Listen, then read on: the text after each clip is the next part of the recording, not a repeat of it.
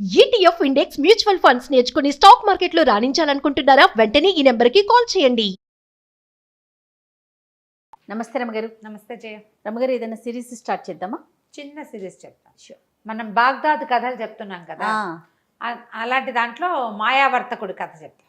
Okay. ఈ Baghdad నగరంలో మారూఫ్ అని ఒక అబ్బాయి ఉండేవాడు. మారూఫ్ ఇతను ఏంటంటే పాత చెప్పులు రిపేర్ చేసేవాడు. కొంచెం తొందరగానే పెళ్ళయింది. ఏదో చెప్పులు రిపేర్ చేస్తే ఇక పావలా అర్థం వస్తుంది, ఏమిటో వచ్చి పడిపోతుంది. వ్యాపారం కాదు, పని. అంతే. పని చేసేవాడికి పని వచ్చితేనే డబ్బు వస్తుంది. ఎప్పుడైనా అంతే కదా, ఏ కాలమైనా అంతేను. అవును. సరే, ఏదో అట్ట పని చేసుకునేవాడు. పెళ్ళయింది ఇతనికి. అమ్మాయి పేరు ఫాతిమా. గంప గయ్యాళి, మామూలుది కాదు. డబ్బులు తెచ్చినా తిట్టేది, తేకపోయినా తిట్టేది. ఇంతే తెచ్చామని తిట్టేది, తేకపోతే అసలు రాలేదని తిట్టేది. కొంతమంది ఉంటారు, ఇప్పుడు కూడా ఉన్నారు. అవునవును. అయితే ఇతనికి ఏంటంటే కొంచెం పరువుగా బతకాలన్న కోరిక ఈ మారూఫ్కి. తెచ్చుకున్న పావలో అర్థో మన తిండికి చాలు, గొడవ పడకూడదు, తగాదా పడకూడదు, వీళ్ళు కొట్టుకుంటున్నారు అని చుట్టుపక్కల వాళ్ళు చెప్పుకోకూడదు. కానీ అలాంటి ఆశ ఏనాడు నెరవేరనిచ్చేది కాదు వాళ్ళ ఆవిడ, ఒప్పుకునేదే కాదు. సరే, ఒకనాడు ఏమైంది, ఏదో పని చేసుకోవడానికి బయటకు వెళ్తుంటే రొట్టెలు అమ్ముతారు ఆ ఊళ్ళో, బన్నులు లాంటివి అనమాట. నువ్వు ఏం తెస్తావో ఏం తేవో నాకు తెలీదు, సాయంత్రం వచ్చేటప్పుడు బాగా తేనె పోయించి తీపి రొట్టె పట్టుకురా అని చెప్పింది. బన్నులో తేనె పోసిస్తారు. సరే అని వెళ్ళాడు. వాడి కర్మం ఏమిటో, పొద్దున్న నుంచి సాయంత్రం వరకు రూపాయి 10 పావలా కూడా రాలేదు. రూపాయి అనకూడదు, 10 పైసలు కూడా రాలేదు. ఎవరి వాకిట్లోనూ కూర్చుంటే వాళ్ళు ఏదో కాస్త మధ్యాహ్నం ఓ చపాతీ ఏదో ఇచ్చారు, అది తినేసాడు. పెళ్ళామేమి కట్టివ్వల. సాయంత్రం దాకా అయ్యింది, ఏమీ లేదు. చపాతీ తిన్నాడు కాబట్టి ఆగింది ప్రాణం. ఏం చేయాలో తెలియలే. ఇంటికి వచ్చే దారిలో ఆ రొట్టెల దుకాణం కనపడింది. ఆ దుకాణాన్ని చూసేసరికి వీడి కళ్ళల్లో నీళ్ళు రావటం మొదలుపెట్టి, ఇప్పుడు ఇంటికి వెళ్తే అది ఏం గోల్ చేస్తుందో, చుట్టుపక్కల వాళ్ళ పెళ్ళానికి రొట్టె కూడా కొనిపెట్టలేడంటే ఎంత పరువు తక్కువ అని కాస్త బికమహం వేసుకుని ఆ చెట్టు దగ్గర నుంచుంటే కంట్లో నుంచి నీళ్ళు వస్తున్నాయి వాడికి దుఃఖంతో. పరువుగా బతుకుదామంటే ఒక్కరోజు పరువైన రోజు లేదే బతుకులో. ఇలా చింతిస్తుంటే ఆ దుకాణం యజమాని ఏదో గిన్నెతో నీళ్ళు తీసుకొచ్చి చెట్టు దగ్గర పోయటానికి వచ్చి చూశాడు. ఎరా మారూఫ్, ఏంట్రా సంగతి అన్నాడు. అన్నాక ఏమరా అలా ఏడుపు మూతి పెట్టుకున్నావు అనేసరికల్లా, ఏం చేయనన్నా, ఒక్క పావలా గిట్టుబాటు కాలేదు ఇవాళ. మధ్యాహ్నం ఆ ఫలానా వాళ్ళు ఎవరో ఒక చపాతీ పెట్టారు, తిన్నాను. మా ఆవిడ ఇంట్లో ఏం చేస్తుందో నాకు తెలియదు, బాగా తేనె పోయించి రొట్టెదే మంది, పావలా అయినా వస్తే నీకు ఇచ్చి తీసుకుందును, 10 పైసలు కూడా రాలేదన్నా ఈ పూట. ఇంటికి వెళ్ళాక అది ఏం గోల్ చేస్తుందోనండి భయంతో ఇక్కడే నుంచున్నాను అనేసరికలు అన్నాడు. వాళ్ళకి అంతే, రేపు ఇద్దుగాని లేరా అన్నాడు దుకాణం యజమాని. దాదా రొట్టెలు ఉన్నాయి లేరా, నేను ఇస్తాగా నీకో రొట్టె అని లోపల తీసుకుపోయి ఇతనికి తీర్చడానికి ఏదో ఇంత నలకంత పెట్టి ఇంత రొట్టె తీశాడు బన్ను. అయితే ఏమైంది, తేనె అయిపోయింది దుకాణంలో. తేనె అయిపోయింది. మేము పంచదార పాకం వేస్తున్నాను రా, మా దుకాణాలు అందరూ తినేస్తారు, ఎవరు ఏమనరు, మీ ఆవిడ కూడా పాకం పోసిస్తానని పల్చటి పంచదార పాకాన్ని ఆ రొట్టె నిండా పోసి ఆ పంచదార రొట్టె పుచ్చుకొని మారూఫ్ ఇంటికి వచ్చాడు. ఫాతిమా వాకిట్లో రెడీగా ఉంది. ఏం చేసుకొచ్చావు అని అరిచింది. తెచ్చానే రొట్టె అన్నాడు. ఆ రొట్టె తీసుకుంది ఆవిడ స్పీడ్గా. మొగుడు పొద్దు నుంచి తిరిగి వచ్చాడు, వీడికి అన్నం సున్నం మంచినీళ్ళు కాళ్ళు కదుకోవడం ఏమీ లేవు. అది తీసుకోవడం అంటే అది ఓపెన్ చేయంగానే అరిచొచ్చినాడా, నువ్వు ఇంటి పిచ్చివి తెస్తావా అన్నది. అనేసరికి పిచ్చిదేంటి, మంచి రొట్టె అక్కడ ఫలానా కొట్టు, నీకు తెలుసు కదా, మీ మేనమామకి తోడలుడు కొడుకు వాడిదే కొట్టను. వాడు కొట్టయితే ఏంటి, నేను తేనె రొట్టె తెమ్మన్నాను, పంచదార పాకం పోసి తెచ్చావు అని మొదలుపెట్టింది. మీ నాన్న అంతే, మీ తాత అంతే, మీ ముత్తాత అంతే, మీ వంశమే అంతా ఇట్లా దిక్కుమాల సంబంధం చేశారు, ఎందుకు కొరగావు, తేనె రొట్టె తేలేవు పెళ్ళానికి అని తిట్టడం మొదలుపెట్టింది. అక్కడి నుంచి కాదు, వీళ్ళు ఇంట్లో చుట్టుపక్కల వాళ్ళంతా చేరారు. ఏమిటి అన్నారు. అనేసి అన్నాక ఒకళ్ళిద్దరు అన్నారు, ఏమొచ్చిందే మాయరోగం, రెండు ఒకటే కదా, ఏం పెద్ద తేడా ఉంటుంది, ఆ తేనె అయితే ఏమిటి, పంచదార పాకం అయితే ఏంటంటే నాకు అక్కర్లేదని రొట్టె ముక్కలు చేసి అక్కడ పడేసింది. అంతది. ఇక ఇంకా గొడవ ఆడుతూనే ఉంది. వాళ్ళ మామూలుగా గొడవలు మొదలయ్యేసరికి మనమే ఏం చేస్తాం, అమావాస్య నాడు అట్టేసావా, పున్ననాడు పాపేసావా అని అడుగుతుంటాం. ఎక్కడికో వెళ్తాం. మన పెళ్ళైన రోజున, మన పెళ్ళప్పుడు మీ అమ్మ, మీ నాన్న, మీ చెల్లి, మీ అక్క, నువ్వు ఇలాగే తెగ తిట్టిపోసేసి మొగుడిని ఒక ముట్టికాయ కొట్టింది. బతిమలాడాడు, బాగుంటుంది రొట్టె తినవే తినవే అంటే ఆహా. ఏం చేస్తాడు వీడు, పొద్దున ఎప్పుడో తిన్న చపాతి ఆవిడ వండుకు తినేసింది, సాయంకాలం స్వీట్ కోసం ఇది దెమ్మంది. ఓహో, ఇక అక్కడ కూర్చొని మెల్లిగా రొట్టె ముక్కలు 4 నోట వేసుకున్నాడు. అయిపోయి. అక్కడి నుంచి తెగ తిట్టిందా. మొగుడు మళ్ళీ ఇంకో మొట్టికాయ కొట్టడానికి వచ్చింది. అతను ఒక తోపు తోసాడు. తోపు తోసేసరికి ఇంకేముంది మొగుడు నన్ను చంపేస్తున్నాడని కేకలు పెట్టింది. పెట్టేసరికి చుట్టుపక్కల వాళ్ళంతా మళ్ళీ చేరారు. ఆ అమ్మాయిని కేకలేశారు, వీడిని కేకలు. ఏం కొట్లాటాలు రా, ఇంత కొట్లాడుకుంటే ఎట్లా, ఈ పట్టు విడుపు లేదు మీకు అని కేకలేశారు. ఈ అమ్మాయి ఏం చేసింది, నేను సొంటి పట్టేసుకుంటా, ఆ పట్టేసుకుంటా, ఈ పట్టేసుకుంటా అని చెప్పింది. అసలు దానికి దెబ్బలే తగల్లా, తోసాడు అంతే. అదే 2 మొట్టికాయలు కొట్టింది. 2 మొట్టికాయలు చెప్పాం కదా. అక్కడి నుంచి ఏమైంది, తెల్లారేసరికల్లా పెళ్ళాం ఇంట్లో కనపడలేదు. ఏం చేస్తుందో అనుకున్నాడు. కొంచెం ఆవిడ ఆ పని ఈ పని చేసుకుని సామాన్లన్నీ సరి చేసుకుని మళ్ళీ చెప్పులు రిపేర్కి వెళ్ళాలి కదా. ఆ రిపేర్ సామాన్ల బ్యాగ్ సవరించుకుని వీడు బయటికి వెళ్ళబోతుంటే 2 సైనికులు వచ్చారు. ఈ సైనికులు అన్నారు, పద కాజీ గారు నిన్ను పిలుస్తున్నారు, మీ ఆవిడ నీ మీద రిపోర్టు తెచ్చిందన్నారు. వీళ్ళిద్దరూ ప్రభుత్వాధికారులు, ప్రభుత్వపు సైనికులు. వీళ్ళు మోసపోయారు అక్కడికి. కాజీ గారి దగ్గరికి వెళ్ళేసరికల్లా వాడు, ఎరా పాపిష్టివాడా, దేవుడిచ్చిన పెళ్ళాన్ని జాగ్రత్తగా చూసుకోవడం రాదు, దీన్ని చేయి విరకొట్టి పళ్ళరాలు కొడతావా అన్నాడు. వీడు నిర్ఘాంతపోయాడు. నేను చేయి విరకొట్టడం ఏమిటండి, నేనేమీ చేయలేదు అమ్మాయిని, నేను అసలు కొట్టలేదు, అదే నన్ను కొట్టింది, నేను తోసాను అంతే, వెనక్కి గోడకి జారబడింది, నేను ఒక్క దెబ్బ కూడా కొట్టలేదండి, నేను నిన్న జరిగిన కథ అంతా చెప్పాడు. ఆ అమ్మాయి చేతికి ఒక కట్టు కట్టుకుని ఇట్లా పెట్టుకునింది, మూతికి ఇక్కడ ఏదో ఎర్రగా ఉంది, రక్తం నేతులు వచ్చేలాగా కొట్టాడు, వీడంతా తేల్చమని కాజీ దగ్గరికి వచ్చింది. అక్కడి నుంచి ఆయన 4-5 ప్రశ్నలు వేశాడు. వీడన్నాడు, ఫలానా రోడ్డు మీద ఫలానా కొట్టువాడు ఉంటాడు, మా వాకిలు ఎదురుగుండానే ఉంటాడు, కావాలంటే వాడిని కేకేయమంటే వాడు ఆధారనే పోతున్నాడు.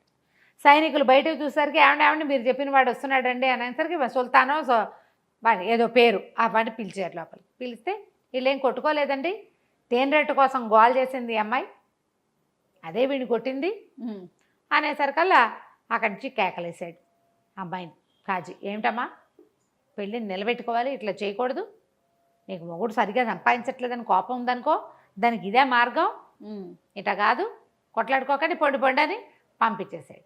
ఆ అమ్మాయి కాస్త వెళ్ళిపోయింది ఫాతిమా. ఈ మారూఫ్ బయటికి వెళ్ళంగానే ఆ సైనికులు ఇద్దరు ఇతని వెనకాల, నీకు బందోబస్తుకు వచ్చాం కదా, మాకేమైనా ఇవ్వమంటారు. పోలీస్ స్టేషన్లలో జరిగే కథ అప్పుడు ఉండేది పాపం. మరి నీకోసం మా సర్వీస్ ఇచ్చాం కదా అనేసరికల్లా ఇంకేం చేస్తారు. వీడు ఏమైంది అటు ఇటు చూశాడు. అతను పొద్దున పూట వచ్చేటప్పుడు ఏవో సామాన్లు అవి పట్టుకొచ్చుకున్నాడు కదా, ఆ సామాన్లలో ఒక పావలా బెళ్ళుంది. ఆ పావలా చేతిలో పెట్టాడు. అన్నాడు, నన్ను వదిలేయండి, నా దగ్గర ఇంకేమీ లేదన్నాడు. తన ఇంటి వైపుకి నడిచి వెళ్ళాడు. ఈ లోపల ఎవరో చెప్పులు రిపేర్ అనేసరికల్లా అటువైపు వెళ్ళేసరికి మళ్ళీ 2 సైనికులు వచ్చారు. ఇంకో కాజీ గారి దగ్గరికి వెళ్ళింది ఈ అమ్మాయి. ఇంకో కాజీ దగ్గరికి వెళ్ళేసరికల్లా మళ్ళీ ఇంకో కాజీ గారి దగ్గర ఆయన పత్రం ఇచ్చాడండి అన్నా కూడా సైనికులు ఒప్పుకోవాలి. అట్లా కాదు, నువ్వు కాజీ గారి దగ్గరికి వచ్చి చెప్పు. ఈ అమ్మాయి తూర్పు వైపు కాజీ దగ్గరికి ముందు వెళ్ళింది, పడమటి వైపు కాజీకి దగ్గరికి మధ్య. వీడిని ఎలాగైనా జైల్లో పెట్టాలి, మొగుడిని తన్నించాలి. కొంతమంది అలా ఉంటారు, తనకేం ఉపయోగపట్టలేదు కాబట్టి వాడిని చావగొట్టాలి, వాడి బుద్ధి రావాలి, వాడిని జైల్లో పడేయాలి. అప్పుడు కానీ వాడికి వాళ్ళ వాడిని కన్నా అమ్మా నాన్నకి బుద్ధి రాదు, పిచ్చి ధోరణి ఉంటుంది. అవునవును. అక్కడికి వెళ్ళేసరికల్లా ఆ కాజీ గారు అన్నాడు, అదేమిటి ఏం జరిగిందంటే, అయ్యా ఇట్లా కాదండి, ఏమీ జరగలేదు, మా అమ్మాయి ఆవిడ జూటా ఇల్జాములు తీసుకొస్తుంది అంతే, ఇది అబద్ధము. పొద్దుటి కాజీ గారు ఇచ్చిన కాగితం ఇదిగోండని కాగితం చూపించాడు. ఆ కాగితం చూసేసరికల్లా ఆ అమ్మాయి కేకలేశాడు ఆయన. ఆ అమ్మాయి అక్కడి నుంచి కూడా వెళ్ళిపోయింది. ఈ సైనికులు మళ్ళీ 2 సైనికులు ఉన్నారు కదా, మాకేదైనా ఇవ్వమన్నారు. ఏమి ఇస్తాడు, తన దగ్గర చెప్పులు పని చేసే సామాన్లు తప్పిస్తే ఏమీ లేవు. సరే, అక్కడ ఏదో ఇనుప సామాన్లు కొట్టుంటే ఈ చెప్పులు బాగు చేసే 2 వస్తువులు అక్కడ అమ్మేసి తాకట్టు పెడితే ఏం రాదు. అవి వచ్చిన పావలా చెరుకో పావలా ఇచ్చాడు. చిచ్చి అనుకున్నాడు, నా బతుకు దిక్కుమాలి బతుకు, ఇక నేను ఇంటికి వెళ్ళాం అని చెప్పేసి అలా నడుచుకుంటూ వెళ్ళిపోయాడు. నడవగా ఎక్కడో నీరసం వచ్చాక ఓ చోట కూలబడ్డాడు. అక్కడ ఒక పురాతన పాడుపడిపోయిన ఇల్లు ఒకటి. ఆ ఇంటి దగ్గర కూర్చున్నాడు. అక్కడి నుంచి వాడికి తన జీవితం ఆలోచించుకుంటుంటే ఎంత దుఃఖం వచ్చిందో. నన్ను పొద్దున్న సైనికులు తీసుకెళ్ళారు, చుట్టుపక్కల అందరూ చూసారా, ఏం పరువు ఉంది నాకు. కాజీ ఇంట్లోకి వెళ్తా, ఆ కాజీ ఇంటి చుట్టుపక్కల వాళ్ళంతా చూసారా, అక్కడ కూడా నేను కాజీ ఇళ్ళు పుచ్చుకు తిరుగుతానంటే ఏదో వ్యాజ్యానికి వచ్చాననే కదా చెప్పుకుంటారు. 2 చోట్ల పరుగు పోయింది తెల్లవారి పొద్దున్నే. పోనీ అక్కడి నుంచి యువతలకు వచ్చి ఎక్కడో పని చేసుకుంటుంటే మళ్ళీ అక్కడికి 2 సైనికులు వచ్చారు. మళ్ళీ ఈసారి తూర్పు కాజీ అయ్యాక పడమటి కాజీ దగ్గరికి వెళ్ళా. పని చేసుకునే చోట పరువు పోయింది, కాజీ గారింటి దగ్గర పరువు పోయింది. పరువుగా బతకడానికి అవకాశం ఇవ్వట్లేదే ప్రభువు మనకి, అలా అవకాశం ఇవ్వట్లేదని పెద్ద పెట్టున ఏడవటం మొదలుపెట్టాడు. ఏడుస్తుండేసరికల్లా ఒక భారీ కాయంతో ఉన్న ఒకడు వచ్చాడు. ఎవరినైనా ఎందుకునైనా ఏడుస్తున్నావు అంటే నేనేం చెప్పను, నువ్వెవరు అన్నాడు. నేను ఎప్పుడో 300 ఏళ్ల క్రితం చచ్చిపోయా. ఈ ఇల్లు నాది అప్పుడు 300 ఏళ్ల క్రితం. ఆ ఇంటి మీద ఆశ చావక నేను ఇక్కడే బతుకుతున్నా. ఇల్లు పాడుపడిపోయింది క్రమంగా, నేను ఇక్కడే ఉంటా. ఎవరు ఇక్కడికి వచ్చి ఏడ్చినవాడు, అడిగినవాడు, పెట్టినవాడు లేడు.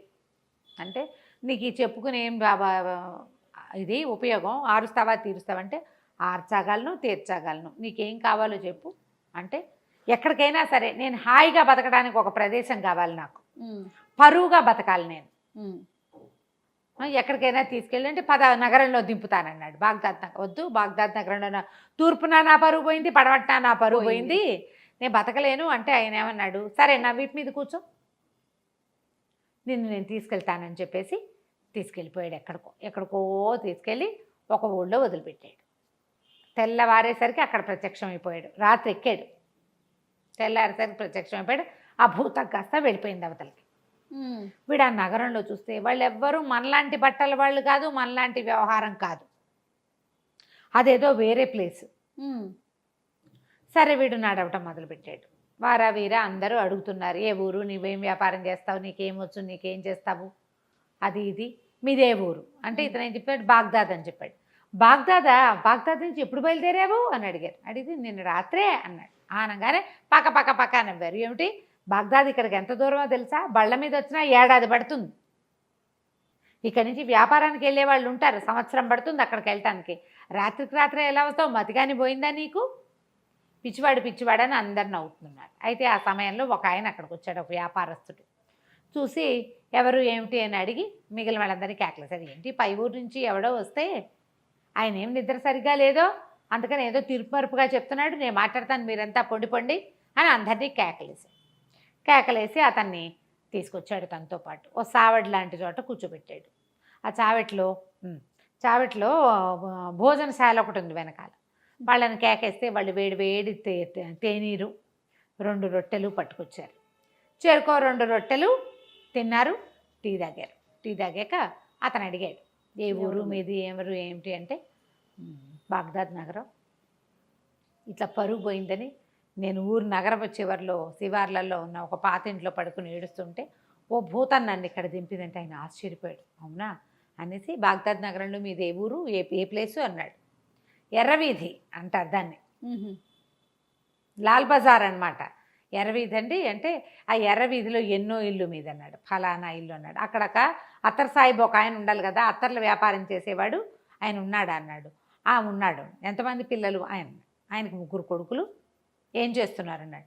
పెద్ద అతనేమో మదరసాలో టీచరు, రెండో అతను దర్జీ, మూడో వాడు చిన్నప్పుడే లేచకపోయాడు, చిన్నప్పుడే వెళ్ళిపోయాడు. నా వయసు వాడే, కాస్త 1-2 ఏళ్ళు పెద్దవాడు. మేమిద్దరం చిన్నప్పుడు కలిసి ఆడుకునే వాళ్ళం. వాళ్ళ ఇంట్లో నుంచి అత్తర్ సీసాలు తెచ్చి ఇచ్చేవాడు మా ఇంటికి. మా ఇంట్లో వాడిచ్చిన అత్తర్ సీసా ఇంకా నా దగ్గర ఉంది. వాడు చాలా మంచివాడు, నా చిన్నప్పటి స్నేహితుడు. అంటే వాడు బాగా నడిచాడు ఆ వ్యాపారస్తుడు. నేనేరా నాయన ఆలీ వాడి పేరు, నేనే ఆలీని. నేను చాలా కష్టాలు పడ్డాను. మా చిన్నప్పుడు వాళ్ళ నాన్న కొడితే ఇంట్లో నుంచి లేచక్కపోయాడు. ఆ లేచక్కపోయిన వాడు అలా తిరుగుతూ ఈ నగరానికి చేరి ఇక్కడ ఉండిపోయాను, ఇక్కడ స్థిరపడ్డాను, వ్యాపారం చేసుకుంటున్నాను, నువ్వు ఒక పంచి. ఇక్కడ ఏంటంటే ఇదంతా వ్యాపారస్తుల కోడళ్ళు ఇవి, ఇక్కడంతా వ్యాపారస్తుల పేరు గొప్పే నడుస్తుంది. నేను నీకు ఒక కంచరగాడిదని ఇస్తా, డబ్బులు ఇస్తా, వ్యాపారస్తుడు అన్న సినిమా ఇవ్వాలి వీళ్ళకి. నువ్వు ఎవరేది అడిగినా సరే మా దగ్గర ఉన్నాయి, బిడార్లో వస్తుందని చెప్పు, దానం చేయి ప్రతి వాళ్ళకి, సరేనా అన్నాడు. సరే అన్నాడు. వీడు చక్కగా ఆ పంచలో పడుకుని నిద్రపోతే తెల్లవారేసరికల్లా ఆ ఆలీ ఏం చేశాడు, ఓ 1000 దినారాలు ఒక కంచరగాడిదని పంపించాడు. ఇతను ఏం చేశాడు, డబ్బులతోటి చక్కగా అక్కడ బజార్లో బట్టలు కొనుక్కుని చక్కటి బట్టలు వేసుకుని, కుర్రాడు కదా ఇతను, బాగున్నాడు, స్ట్రాంగ్గా ఉన్నాడు. అక్కడి నుంచి 1000 దినారాల సంచులు వేసుకుని కంచరగాడి దెక్కి వ్యాపారస్తుల కూడళ్లలోకి వచ్చాడు. చక్కగా దగదగామానంగా మంచి బట్టలు వేసుకుని ఉన్న వాడిని చూసేసరికల్లా ఎవరు అక్కడ ఏంటంటే ఇలా కొత్తగా పై ఊళ్ళ నుంచి వచ్చిన వాళ్ళ వేషం తెలిసిపోతుంది, మొహము భాష కూడా. మీ దగ్గర ఏమున్నాయి వస్తువులు అని, వస్తువులు కొనుక్కోవటం కోసం అనమాట. మీ దగ్గర ఏమున్నాయి, అవి ఉన్నాయా, ఇవి ఉన్నాయా, మీకు పట్టు వస్త్రాలు ఉన్నాయా, మీ దగ్గర సుగంధ ద్రవ్యాలు ఉన్నాయా, అక్కడి నుంచి ఏమో ఇవి ఉంటాయి కదా మన మిరియాలు, అవి స్పైసెస్ అవి ఉన్నాయా, ఇవి ఉన్నాయి అంటే ఓహో బేళ్ళు ఉన్నాయి, కొల్లలు ఉన్నాయి, నా దగ్గర అవి ఉన్నాయి, నా దగ్గర ఇవి ఉన్నాయని చెప్పాడు. వాళ్ళు ఏది అడిగితే అది ఉందంటాడు. అక్కడి నుంచి ఒక ముష్టివాడు ఎవడో వస్తే ఇట్లా బ్యాగులో చేయి పెట్టి ఒక గుప్పెడు డబ్బులు తీసి ఇచ్చాడు. వీళ్ళు ఆశ్చర్యపోయి వీడు తుంపదేగా భలే ఇస్తున్నాడే అని ఆశ్చర్యపోయారు. అక్కడి నుంచి మసీదు వేళ అయింది, మధ్యాహ్నం ప్రార్థన ఒక సమయం అవుతుంది కదా. ప్రార్థన సమయంలో ఏం చేశారు, అందరూ ప్రార్థనకు రండి హుజూర్ మీరు కూడా అని ఈయన కూడా తీసుకుపోయారు. లోపలికి వెళ్ళి ప్రార్థన చేసిన తర్వాత ఈ సంచులో చేయి పెడతాడు, ఓ గుప్పెడిటు ఓ గుప్పెడిటు ఓ గుప్పెడిటు ఓ గుప్పెడిటు చెప్పని దానం చేసేస్తున్నాడు. ఆశ్చర్యపోయారు. సరే భోజనశాలకు తీసుకుపోయారు.